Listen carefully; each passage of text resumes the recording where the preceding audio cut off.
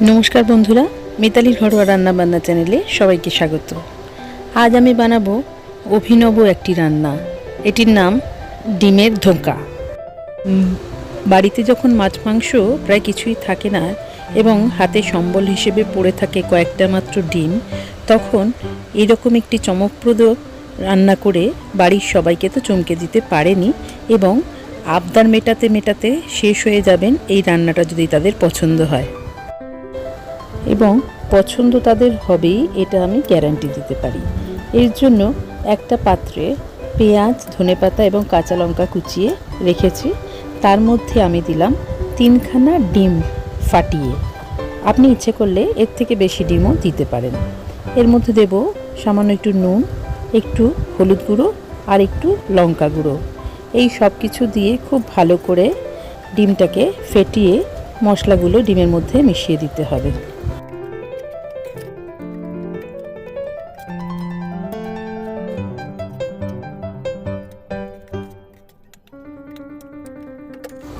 ডিমটা সম্পূর্ণ ফেটানো হয়ে গেলে এর মধ্যে দিয়ে দেব 1 চিমটে মতো খাবার সোডা।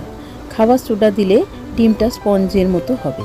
এবার একটা টিফিন বাটিতে তেল মাখিয়ে টিফিন বাটির মধ্যে ডিমের মিশ্রণটা ঢেলে দিলাম। কড়ায় জল গরম করে মিশ্রণটা টিফিন বাটি শুদ্ধ ওর মধ্যে বসিয়ে দিয়ে 10 মিনিট মতো রাখবো, যাতে ডিমটা সম্পূর্ণ ভেপে গিয়ে শক্ত হয়ে যায়। কড়ায় জলের মাপটা কখনোই যেন টিফিন বক্সের ওপরে না উঠে যায়, এটা দেখবেন।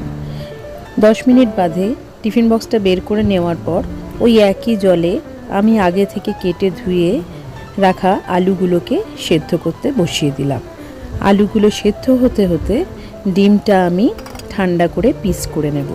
আলুর মধ্যে সামান্য একটু নুন দিলাম যাতে আলুটা নোনতা হয়।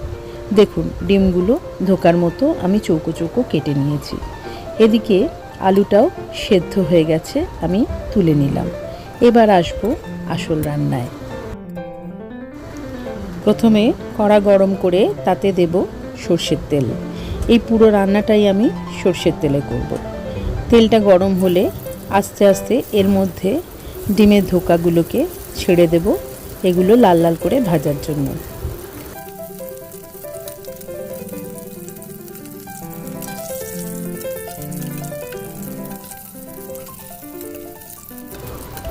আলতো হাতে ধোকাগুলোকে উল্টে উল্টে এপিট ওপিট করে লাল লাল করে ভেজে নেব, যাতে গাগুলো শক্ত হয়ে যায়। গাগুলো শক্ত লাল লাল হয়ে যাবে, কিন্তু ভেতরগুলো স্পঞ্জের মতো নরম থাকবে। খুব বেশিক্ষণ ধরে কিন্তু ভাজবেন না, তাহলে ভেতরটাও শক্ত হয়ে যাবে। জাস্ট উল্টে পাল্টে গাগুলো লাল করে ভেজে নিলেই হবে। এবার বাকি ডিমের পিসগুলো আমি ওই একইভাবে ভেজে তুলে নেব।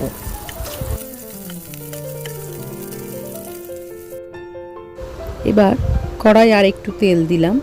তেল গরম হলে একটা তেজপাতা ফোড়ন দিয়ে তারপরে দিয়ে দেব গ্রেট করা পেঁয়াজ।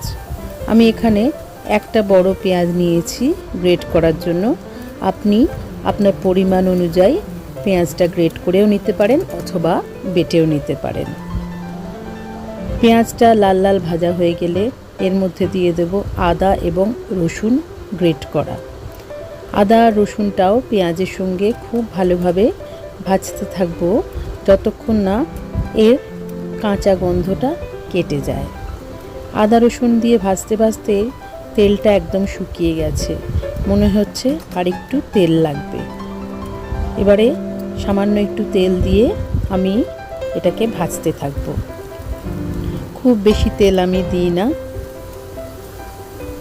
এরপরে দিয়ে দেব একটা টমেটো, সেটাও আমি গ্রেট করেই নিয়েছি, আপনি মনে করলে বেটে নিতে পারেন। পুরো মশলাটা ভালো করে তেলের মধ্যে ভাজা ভাজা হয়ে তেলটা যখন ছেড়ে ছেড়ে যাবে, তখন আমি এর মধ্যে দিয়ে দেব কিছু গুঁড়ো মশলা। দিয়ে দেব পরিমাণ মতো নুন, হলুদ, লঙ্কার গুঁড়ো এবং কাশ্মীরি লঙ্কার গুঁড়ো। কাশ্মীরি লঙ্কার গুঁড়ো দিলাম যাতে রঙটা সুন্দর আসে। আমি এখানে অযথা অন্য কোনো মশলা ব্যবহার করিনি। আর দিলাম সামান্য চিনি, তাতে মশলা কষার রঙটাও খুব সুন্দর আসবে আর তরকারির স্বাদটাও ভালো হবে। অন্যান্য জিরে, ধনে ইত্যাদি মশলা দিলে এই তরকারির যে গন্ধটা, অর্থাৎ পেঁয়াজ, আদা, রসুনের যে গন্ধটা, সেটা কিন্তু নষ্ট হয়ে যাবে। তাই আমি এখানে অতিরিক্ত মশলা কিছু দিইনি। এই মশলাগুলো দিয়েই কষাতে থাকবো। আর শুকিয়ে গেলে সামান্য একটু জল দেব, যাতে নরম হয়ে মশলাটা পেঁয়াজগুলোর সঙ্গে মিশে যায় এবং সুন্দরভাবে সেদ্ধ হয়ে তেল ছেড়ে যায়।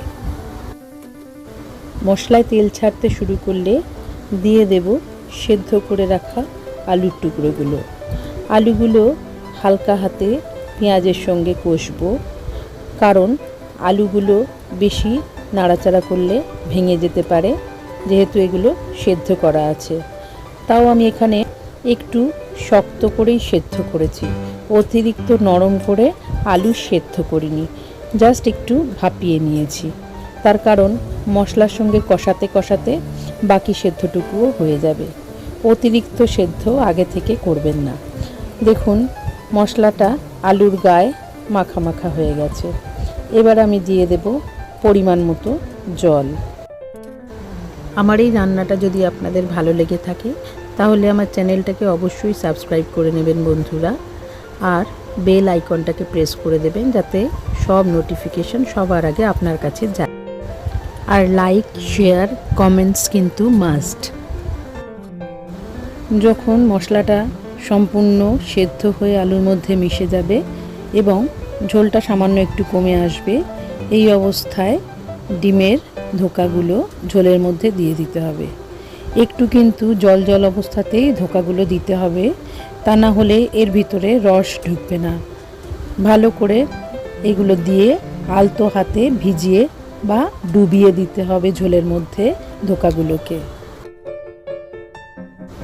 কম আছে মিনিট 3-4 ফোটালেই ডিমগুলো নরম হয়ে যাবে আর ঝোলটাও একটু গা মাখা হয়ে আসবে।